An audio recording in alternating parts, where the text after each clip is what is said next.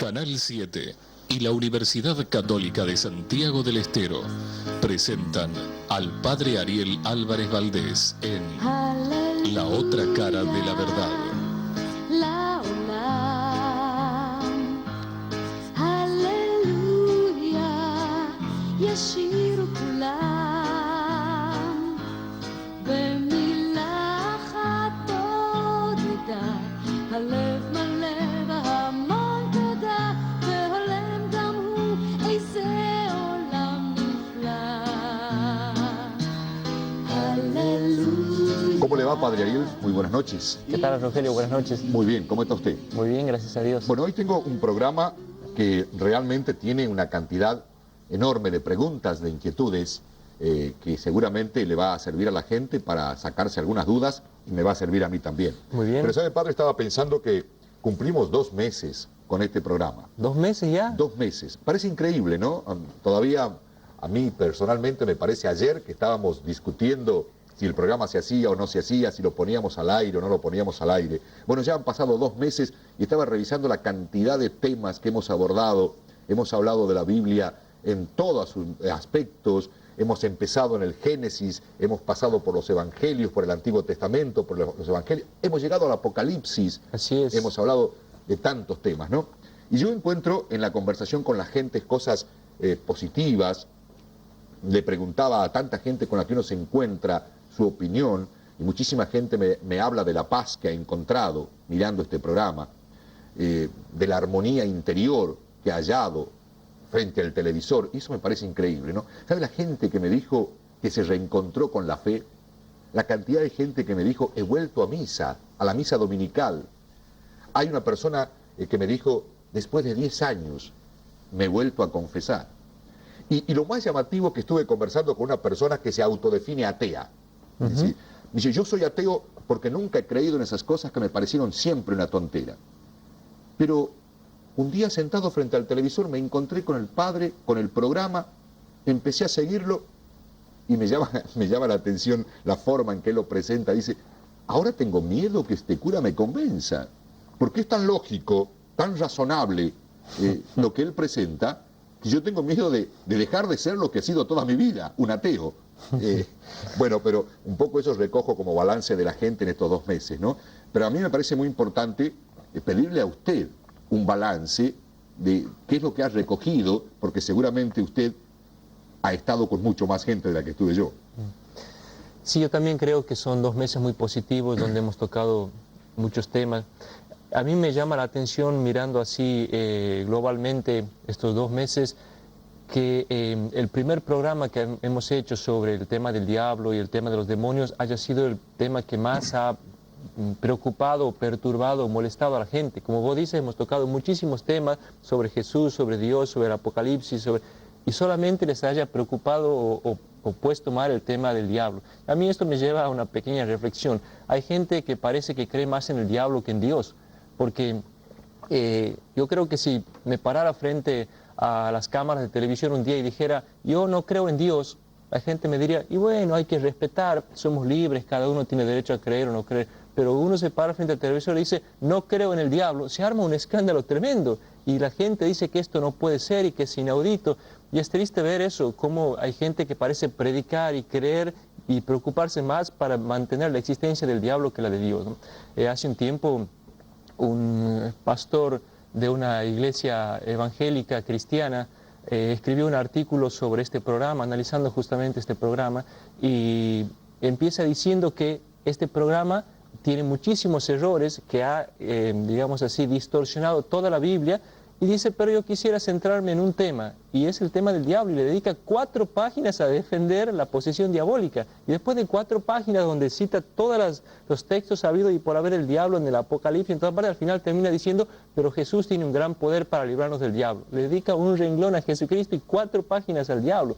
Esto me parece absurdo. Y lamentablemente muchos hermanos de algunas iglesias evangélicas pareciera que predican más al diablo que Dios. Me contaba el otro día una señora que tiene una amiga que es evangelista, que cada vez que va a la casa, lo único que hace es hablar del diablo, que el diablo está aquí, que el diablo está allá, y a Dios poco y nada lo nombran. Incluso hace tiempo también vino aquí un predicador evangélico de afuera, y toda su prédica fue sal demonio, sal demonio, sal demonio. Yo a veces pienso que si sacáramos el demonio o el diablo de las prédicas de algunas iglesias o de algunas sectas, se quedarían con Se quedan sin religión. se quedan con el 90% menos en qué predicar, ¿no?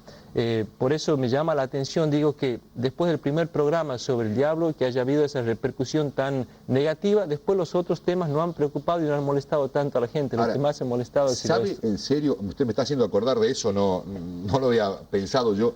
¿Sabe la cantidad de gente que me pidió repetir el primer programa? ¿Sí? Mucha gente que lo vio y quiere verlo de nuevo, y mucha gente que se sumó a este ciclo después del primer programa, a lo mejor producto de toda esa repercusión, y dice, bueno, pero queremos verlo. Bueno, eso ya depende del canal, de la producción del canal, no depende de nosotros, pero quería decir, es cierto lo que usted está diciendo, ¿no? Sí, es llamativo que, como digo, nosotros que creemos en Dios y que el centro de nuestra prédica y nuestra vida es Dios y es Jesucristo, le dediquemos tanto tiempo a hablar del diablo y a interesarnos y a importarnos tanto en refregarnos en la cara que el diablo puede poseer y entrarnos en vez de predicar de Jesús. Bueno, yo no sé si usted piensa como yo, pero yo estoy convencido que el producto final de este ciclo hasta aquí ha sido altamente positivo, ¿no? Sí. Que haya encontrado esas reflexiones en la gente, la vuelta a misa, el reencuentro con el sacramento de la reconciliación, la paz interior, es decir, y hasta un ateo que me diga tengo miedo de creer, Sí, sí. me parece que es altamente positivo, ¿no? Realmente sí. Bueno, vamos a ir al tema de hoy. Muy bien. Usted sabe que hablando de todo esto de balance, de positivo, de negativo, usted me ha obligado, y creo que a mucha gente, a leer la Biblia, bueno, de otra manera, a lo mejor con otros ojos, buscando entender las cosas que antes no las entendía. Y haciendo una lectura un poco más prolija, tengo que ser honesto, de lo que pude haber hecho antes de este ciclo, me encuentro con muchas cosas que me hacen pensar cuánto nos falta a los católicos para poder ser buenos cristianos. ¿Por qué? Por todo lo que dice el Antiguo Testamento y nosotros no cumplimos, Padre. Saqué algunas cositas nada más, fíjese. La Biblia nos prohíbe hacer imágenes. Nosotros hacemos imágenes. Tenemos los templos repletos de imágenes. Desde que usted entra, están llenos de imágenes. La Biblia nos obliga a descansar el día sábado. Nosotros descansamos el día domingo. La Biblia nos dice que no podemos donar sangre, que no debemos donar sangre. Nosotros donamos sangre. Bueno, después hay un montón hasta de curiosas leyes que he visto que son infinidad, no sé cuántas son, pero muchísimas. Ahora, veo que no cumplimos nada nosotros, padres. ¿Sí? Entonces, qué malos cristianos somos realmente, ¿no? Mira, esto parte de un error de mucha gente, el planteo que vos haces, se lo hace mucha gente. Sí, y mucha ¿es un gente error? es un error en el siguiente sentido. La gente a veces desconoce que la Biblia está dividida en dos grandes partes, Sí. ¿verdad? Que son la antigua alianza y la nueva alianza. O sea, la Biblia se divide en dos grandes bloques. La antigua alianza, ¿en qué consiste? La primera parte de la Biblia nos cuenta una alianza que hizo Dios con el pueblo de Israel. Sí. Su intermediario fue Moisés, la figura de Moisés. Y entonces Dios y el pueblo hacen una alianza. Y Dios le dice, yo me voy a comprometer a cuidarlos, a protegerlos, a estar siempre al lado de ustedes, a hacer que no les falte nada, a cuidarlos de los enemigos. ¿Y ustedes qué van a hacer? Le dice Dios. ¿Ustedes qué van a poner de su parte? Ustedes tienen que cumplir ciertas leyes. Y entonces Dios les da primero los 10 mandamientos. Hay que cumplir los 10 mandamientos. Y después les da todas estas leyes que vos estás nombrando. ¿Sabes cuántas leyes hay aquí en la Biblia? No, son muchas, pero no las conté. ¿No las has contado? No. Hay 613 leyes. Ah, peor entonces. 613 leyes. ¿Y quién conoce estas 613 leyes? Y es increíble los detalles a los cuales bajan estas leyes que están en la Biblia. Por eso digo, qué mal que cumplimos, qué malos Qué mal que cristianos que cumplimos. somos. Exactamente. Pero resulta que estas 613 leyes, muchas de ellas no estaban claras. Por ejemplo, dice Dios, el día sábado no harás ningún trabajo. Pero la pregunta es, muy bien, ¿y qué es un trabajo? ¿Qué es hacer trabajo? Puede ser tantas cosas, puede ser caminar, lavarse los dientes, limpiar el auto. ¿Qué es hacer un trabajo? La Biblia dice, no tomarás el nombre de Dios en vano. ¿Qué es en vano? Es en vano. Y entonces los judíos, ¿qué hicieron? Frente a todas estas leyes, hicieron más leyes para interpretar estas leyes. O sea que llegó un momento en que había tantísimas leyes para cumplir y Dios les había dicho, si ustedes cumplen esas leyes, se salvan. Si no las cumplen, no se salvan. Entonces imagínate la desesperación de los judíos de cumplir todas estas leyes que vos me estás nombrando y que me estás citando. Quiere decir que nosotros no nos vamos a salvar porque no cumplimos ninguna. No padre. nos vamos a salvar y es imposible salvarse cumpliendo todas estas leyes. Entonces hubo un profeta que intuyó esto, se dio cuenta y dijo, esta alianza es imposible cumplir. ¿Quién puede cumplir todas estas leyes? Y entonces este profeta que se llamaba Jeremías, en el capítulo 31, versículo 31 al 34, hizo una gran profecía. Y esa profecía que hizo es la siguiente: he aquí que vienen días, dice Jeremías, en que haré una nueva alianza con el pueblo. Una nueva alianza. Otra más, una nueva, y una alianza donde las leyes no van a estar escritas más en piedra, sino en el corazón de la gente, y donde ya no va a haber necesidad de explicarle a los demás qué leyes cumplir, sino que cada uno sabrá qué ley cumplir, porque esa nueva alianza va a reemplazar a la anterior. Y entonces Jeremías anunció que se venía una nueva alianza. De esa manera, entonces, cuando esa nueva alianza se cumple con Jesucristo, esta antigua alianza dejó de valer para nosotros. Por lo tanto, nosotros ya no estamos más obligados a cumplir esta antigua alianza. perdón, no estoy obligado a cumplir ninguna de estas leyes. Ninguna de estas leyes. Ni estas insólitas que encuentro por acá, por ejemplo, decía curiosas, que dice, la mujer no debe usar ropa de varón. Exactamente, el libro del La Deuteronomio. misa van todas las mujeres de pantalón. Así es. Si nosotros Sí. cumpliéramos esto, todas las mujeres tendrían que tener prohibido usar pantalones. No hay que perforarse la oreja, dice. Así Y ahora es. mujeres y hombres usan aros.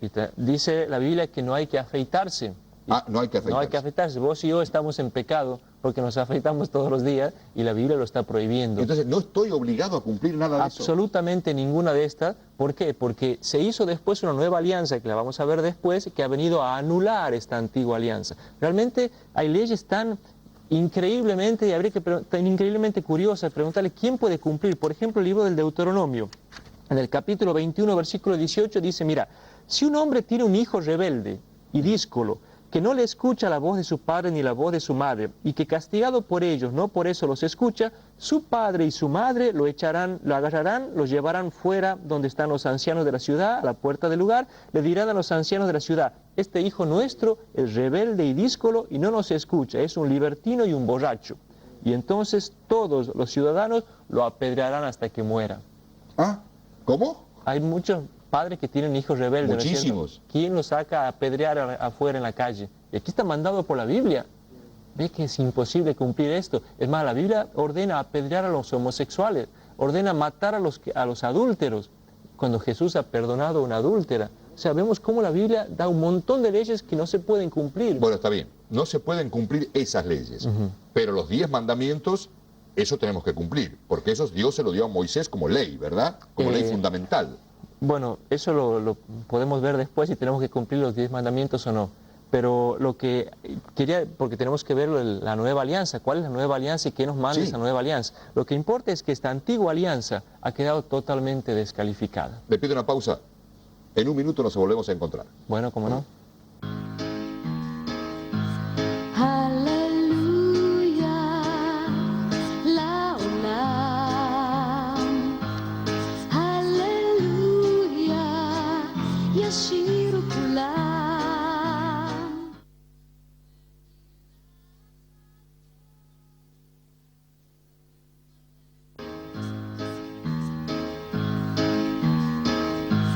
Halleluja, לעולם. Halleluja. Padre, está bien. Si usted nos dice que no tenemos que cumplir ninguna de las 613 leyes que tiene el Antiguo Testamento, donde está esto de no hacer imágenes, del sábado, de la mujer que no puede usar ropa de varón, y habla de una nueva alianza. Entonces, ¿qué es lo que tenemos que cumplir para bien. poder salvarnos? Si no, ¿cómo sabemos? Decíamos que la Biblia trae 613 leyes que son imposibles de cumplir actualmente. Entonces había un profeta, que fue Jeremías, que dijo, esta alianza no va más. No va más porque es imposible cumplir todo esto. He aquí que vienen días en que habrá una nueva alianza. ¿Y cuál es esa nueva alianza? Es la que hace Jesús. En la última cena, Jesús, reunido con sus discípulos, les dice, esta es la sangre que yo derramo por la nueva alianza. Y entonces Dios hace una nueva alianza esta vez con toda la humanidad. Ya no con el pueblo judío, sino con toda la humanidad. Y entonces, ¿cuáles son las cláusulas de esta alianza? Dios se compromete a cuidar al hombre, a protegerlo, a ayudarlo. ¿Y el hombre qué es lo que tiene que hacer ahora? Ahora Jesús dice en el Evangelio de San Juan, capítulo 13, versículos 33 y 34, este es mi mandamiento, que se amen los unos a los otros como yo los he amado. Este es el único mandamiento que dejó Jesús. Si vos te pones a buscar en los 4 evangelios, en ninguna parte aparece el mandamiento de Jesús. Esta es la única vez que Jesús da un mandamiento. Es más, en el capítulo 15, en el versículo 12 dice, este es mi mandamiento, que se amen los unos a los otros como yo los he amado. Por lo tanto, ningún otro mandamiento es cristiano. El único que Jesús dejó es este, ningún otro. Por lo tanto, ¿qué es lo que tenemos que hacer los cristianos para cumplir la nueva alianza? Cumplir el mandamiento del amor al prójimo. Y fíjate, Jesús les dijo a los apóstoles, este es mi mandamiento, ámense entre ustedes. No dice, ámenme a mí, sino ámense entre ustedes. Y Jesús podía haberlo dicho, ámenme a mí como yo los he amado. La pucha, mañana me van a matar en la cruz y por derramar mi sangre por ustedes, ahora les toca a ustedes amarme a mí. No, en ningún momento pidió amor a Él. Es más, en ningún momento pidió amor a Dios, ni amor a nadie, solamente entre ustedes. Por eso la nueva cláusula, la nueva alianza, tiene un solo mandamiento. El cristianismo es la religión más fácil del mundo. Tiene un solo mandamiento. Ámense entre ustedes como yo los he amado. Y entonces el no robarás, el no matarás, el no desearás la mujer de tu prójimo, ¿todo eso quedó atrás? Los 10 mandamientos... ¿Ya se puede hacer? No, los 10 mandamientos quedaron anulados por el mismo Jesús, porque este mandamiento los contiene a todos. Los 10 mandamientos, el no robar, el no matar, eran de la antigua alianza. Cuando Jesús viene y dice, este es mi mandamiento, ámense entre ustedes, si yo amo al prójimo, no voy a matar, no voy a robar, no voy a mentir. O sea que tenemos que cumplir este único mandamiento, no los otros. Y fíjate, hay gente que todavía se esfuerza en cumplir los 10 mandamientos. Sí. Los 10 mandamientos no son cristianos, son para los judíos, pero no para los cristianos. Los cristianos ya hemos superado los 10 mandamientos. Querer cumplir los 10 mandamientos es retroceder 3000 años. Perdón, padre, pero cuando Jesús vino a la tierra, ¿no le dijo a sus apóstoles y a la gente que lo escuchaba, yo no he venido a suprimir ni una coma de la ley? También en el Evangelio de San Mateo, capítulo 5, versículo 17, dice eso. Yo no he venido a suprimir los mandamientos, pero tampoco a dejarlos como estaban, sino a llevarlos a su plenitud, a perfeccionarlos. No pueden quedar como estaban. O sea, Jesús no los vino a abolir, pero tampoco a dejarlos así. Los vino a perfeccionar. ¿Y cuál es la perfección? Este es mi mandamiento, mi único mandamiento. Ámense entre ustedes. O sea que los 10 mandamientos han quedado superados. Fíjate que hay gente que cuando se va a confesar, hace su examen de conciencia en base de los 10 mandamientos. ¿Cómo van a hacer un examen de conciencia con los 10 mandamientos? Cuando los 10 mandamientos son de la época judía, no cristiana. O sea, los 10 mandamientos... ¿Y cómo tengo que hacer mi examen de conciencia? Los 10 mandamientos nos enseñan a no ser malos, no robar, no mentir, no matar, pero con eso no basta. El cristianismo no consiste en no ser malo, sino en ser bueno. Y con los 10 mandamientos yo aprendo a no ser malo, pero no basta con eso. Hay gente cuando se va a confesar me dice, padre, yo no robo, no mato, no hago daño. Y le digo yo, ¿y qué ha hecho con eso? Todavía no he hecho nada. De cristiana no he hecho nada todavía. Lo que tiene que empezar a hacer es hacer cosas buenas, pero no a evitar cosas malas. Los 10 mandamientos nos enseñan a evitar el mal. Cristo nos enseña a hacer activamente el bien. Y si yo no hago activamente el bien, amando a los demás, entonces yo quedo fuera de la alianza de Cristo. Jesús nos dejó este único mandamiento, ámense entre ustedes. Y aquí viene también un aspecto importante. En ninguna parte se nos dice que nos vamos a salvar yendo a misa. ¿No? No, nadie se va a salvar por ir a misa. Nadie se va a salvar por creer en Dios. Nadie se va a salvar por rezar. Nadie se va a salvar por hacer novena. Esas cosas no lo salvan a nadie. ¿Y qué nos va a salvar, padre? Este es mi único mandamiento, que se amen entre ustedes. Solamente ayudando a los demás me salvo. Ah, bueno, me saco un peso de encima. ¿Por qué? Y evito ir a misa el domingo. No. O sea, ir a misa es importante. Y si usted dice que no me voy a salvar por Claro, eso. no nos vamos a salvar, pero es importante. ¿Por qué? Porque si yo voy a misa, si yo rezo, si yo me confieso, adquiero fuerzas para amar al prójimo. Pero ojo, no me salvo yendo a misa y no me salvo rezando. Pero si yo voy a misa y rezo, puedo amar mejor a mi prójimo. Lo único que me salva a mí es el amor al prójimo. Jesús contó una vez cómo va a ser el fin del mundo, una única vez. Dice que va a venir Dios, va a reunir a toda la humanidad en un gran valle, va a poner a unos a la derecha y otros a la izquierda. Y le va a decir a la gente de la derecha, vengan benditos de mi Padre al cielo. ¿Por qué? Porque tuve hambre, me diste de comer, tuve sed, me diste de beber, estaba desnudo y me vestiste, estaba enfermo y me fuiste a visitar. San Mateo capítulo 25, versículo 31. En ninguna parte dice, vengan benditos de mi Padre porque han ido a misa, porque han rezado, porque han comulgado, porque... Ninguna parte. Nadie se va a salvar por hacer eso. Vengan solamente porque tuve hambre, me diste de comer, tuve sed, me diste... O sea, el amor al prójimo. Y fíjate, una pregunta así medio... Esa gente que se está salvando de la derecha, ¿dice de qué religión son? No. Sí, dice de alguna manera. ¿Cómo? ¿De dónde dice? Todos esos que se están salvando son todos ateos. ¿Cómo ateos? No entiendo. Son ateos y se están salvando. ¿Por qué? Porque dice que le dijeron, Señor, ¿Cuándo te vimos a vos con hambre y te dimos de comer? ¿Cuándo te vimos con sed y te dimos de beber? ¿Cuándo te vimos? ¿Eso puede preguntar un cristiano? Un cristiano sabe que cuando le hace al menor de los hermanos se lo hace a Jesús. Sabe que si yo ayudo al prójimo se lo hago a Jesús. La gente se está desayunando que se está salvando. Señor, nos estamos salvando, nos vamos al cielo, ni sabíamos. Y Jesús le avisa, es que ustedes no saben que cuando se lo hacían a la gente, me lo hacían a mí. O sea, se está salvando todo un grupo de ateos. ¿Por qué? Solamente por amar al prójimo. Nadie se va a salvar por creer en Dios. Nadie se va a salvar por ir a misa, ni por rezar, ni por hacer prácticas piadosas. Nos vamos a salvar únicamente por el amor al prójimo. Y la gente que se condena, malditos, váyanse al infierno, al fuego eterno. ¿Por qué? Porque tuve hambre y no me diste de comer, tuve sed y no me diste de beber, estaba preso y no me visitaste. O sea, Jesús condiciona la salvación únicamente al amor al prójimo. A ninguna otra práctica, ninguna otra actividad nos va a salvar a nosotros fuera del amor al prójimo. Quiere decir entonces que si yo ayudo a alguien, si soy bueno, si soy generoso con la gente, si permanentemente tiendo una mano, pero yo soy ateo, yo no creo en Dios, Yo me salvo. ¿me voy a salvar igual? Claro que sí, porque la salvación depende únicamente de mi amor al prójimo. Y en eso, fíjate, hay gente que se va a confesar y te dice, Padre, el pecado más grave que tengo, el más grave es que he faltado a misa. Y después, bueno, los pecados de siempre, que me enojo, que grito, que reto, que... No, espere, y digo, no, es al revés. O sea, los pecados más graves son que usted se enoja, grita, reta, porque usted está destruyendo su familia, está haciendo un daño con su marido, con sus hijos. O sea, eso es mucho más grave. O sea, el faltar a misa, Jesús en ninguna parte dice que uno se va a condenar por faltar a misa, pero sí nos vamos a condenar si no amamos al prójimo. O sea, lo único que a nosotros nos salva es el amor al prójimo. Lo otro es importante, ir a misa, comulgar. ¿Por qué? Porque me fortalece las ganas de amar al prójimo. Si un domingo no voy a misa y no comulgo, después del lunes a sábado siguiente, ¿de dónde saco fuerzas para aguantar a mis compañeros de trabajo que son unos pesados, a mi vecina que es una molestia, a mi gente, a mi familia que me exige tantas cosas, dar consejo a mi hijo? ¿De dónde saco fuerza? Solo saco de Dios. Por eso es importante la misa, por eso es fundamental la comunión, fundamental la confesión, pero no me salva. Lo único que me salva a mí es el amor al prójimo. Y aquí viene algo también importante para tener en cuenta. Nosotros no nos vamos a salvar por lo que hagamos a último momento. Muchas personas creen que si uno a último momento se convierte o a último momento se acerca a Dios, se va a salvar. Claro. Yo me acuerdo que cuando yo era estudiante, seminarista, estudiábamos antiguos libros de moral y ahí se decía, si una persona toda su vida fue buena, fue santa, fue un buen padre de familia, un buen hombre, y cuando cumple 90 años comete un pecado gravísimo, mortal, y se muere, se condena, decía. Bueno, yo no creo en eso. ¿Por qué? Porque en el último momento hizo un pecado grave. ¿Cómo? ¿Y Dios no le va a tener en cuenta todo lo bueno que hizo? No, yo creo que sí. Y al revés. Si no, al revés no.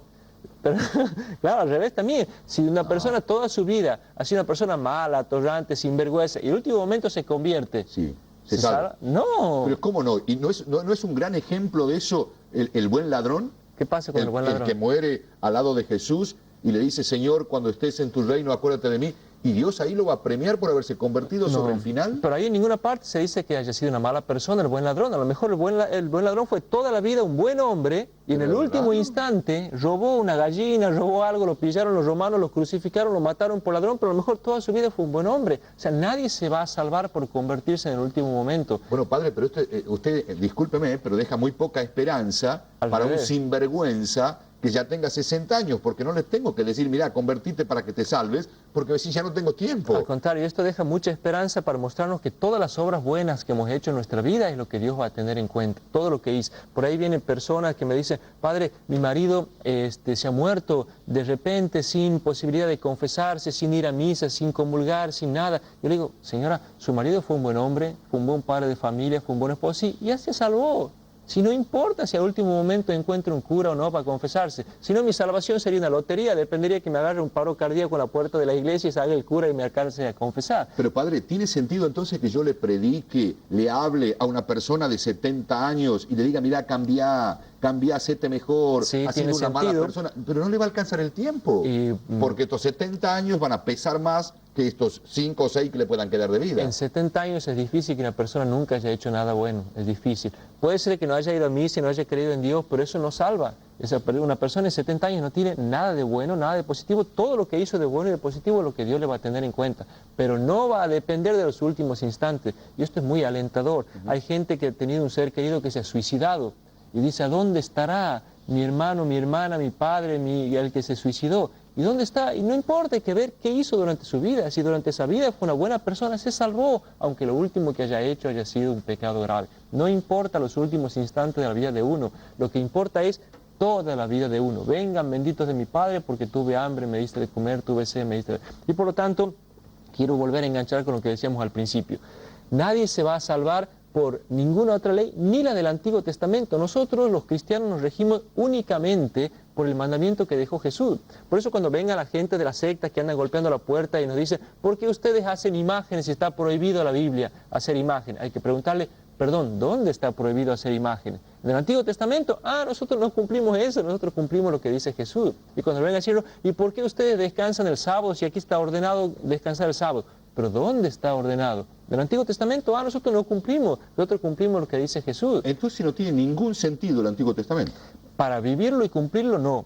¿Qué sentido tiene? Estudiarlo y verlo y conocerlo, porque es la historia de familia nuestra, es la historia de nuestros antepasados, el esfuerzo que hizo nuestros hermanos mayores, que hicieron nuestros hermanos mayores para llegar hasta la fe en Jesús, pero no para cumplir esas leyes. Ninguna de esas leyes nos van a salvar a nosotros. Han quedado todas anuladas, todas abolidas, para los cristianos no van más. Y en eso, fíjate, muchos evangelistas o iglesias evangélicas o incluso sectas son muy incoherentes, porque ellos quieren cumplir todas esas leyes, pero cumplen unas sí y otras no. Por ejemplo, no hacen imagen, no donan sangre, pero hay que preguntarle, ¿ustedes se circuncidan?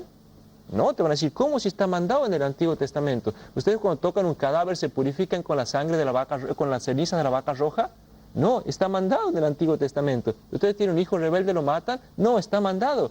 Y eso no cumplen. Cumplen unas cosas sí y otras no. Nosotros los cristianos, los católicos, somos muy coherentes. No cumplimos nada, absolutamente nada. Únicamente el mandamiento que nos dejó Jesús, ámense entre ustedes como yo los he amado. Chao, Padre. Hasta el próximo miércoles. Hasta el próximo miércoles, Rogelio. Gracias.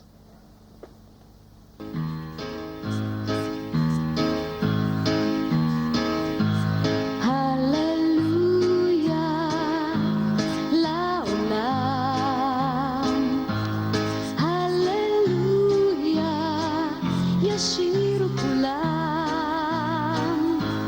במילה אחת תודה, הלב מלא בהמון תודה, והולם גם הוא איזה עולם נפלא. הללויה עם השיר, הללויה על יום שמאיר, הללויה על מה שהיה ומה שעוד